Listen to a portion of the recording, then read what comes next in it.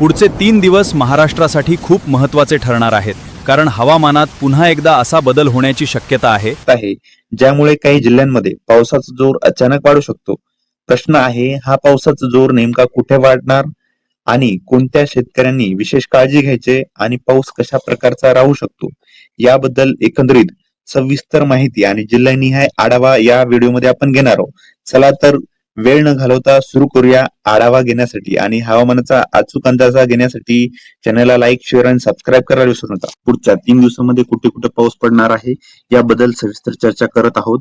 तर पुढचे 3 दिवस विदर्भातला जवळजवळ संपूर्ण भाग, या संपूर्ण भागामध्ये पाऊस हा मोठ्या प्रमाणात राहण्याची शक्यता आहे. त्याचप्रमाणे हा जो आपण याच्यामध्ये 18, 19, 20 या 3 दिवसांमध्ये पाऊस कशा प्रकारचा राहणार आहे याबद्दल सांगायचं झालं तर कोकण किनारपट्टीमध्ये जवळजवळ संपूर्ण किनारपट्टी पाऊस राहणार आहे.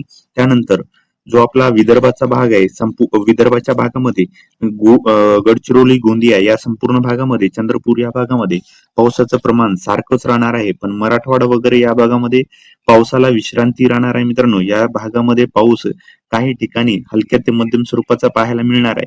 पण 19 तारीख आणि 20 तारखेला तुम्हाला परत या भागामध्ये पाऊस पाहायला भेटणार.